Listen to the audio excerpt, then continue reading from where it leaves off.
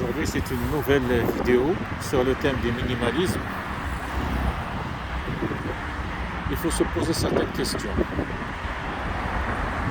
Est-ce que vous avez réellement besoin? Qu'est-ce qu'une simple habitude pour lutter contre l'ennui? Avoir moins, vivre avec peu d'objets est une chose qui se pratique depuis quelques années et ça fait un bien fou. Lorsqu'on était enfant, on était entouré de certains objets, jouets, stylos, vêtements, jeux de société, déguisements et certaines babioles en tout genre. En effet, les parents achètent régulièrement de nouvelles choses. C'est leur façon de faire montrer leur amour à leurs enfants. En grandissant, on commence à étouffer sous le poids de toutes ces possessions. C'est bien simple. On ne sait plus où donner de la tête tellement on a de choix. En plus, les chambres sont tellement remplies qu'elles dérangent plus vite que son nombre.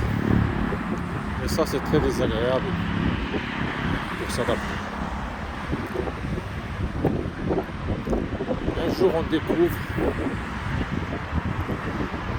à travers certaines lectures, qu'il y a une possibilité d'adopter un nouveau mode de vie à travers le minimalisme.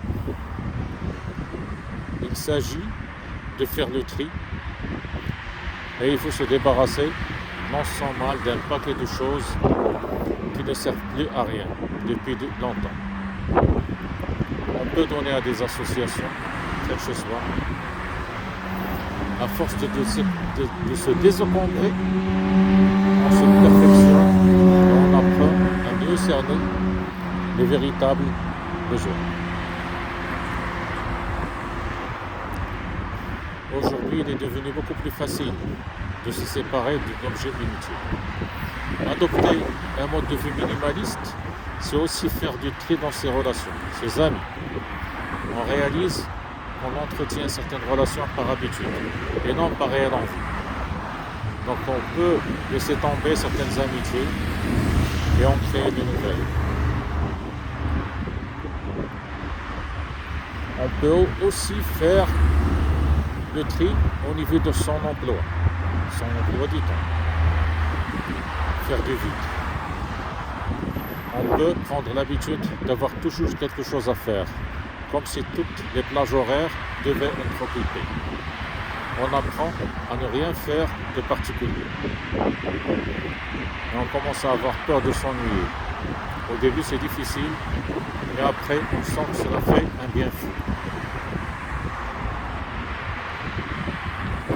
Le minimalisme implique de s'accepter et de s'aimer tel que l'on est. Ça sera l'objet de la prochaine vidéo.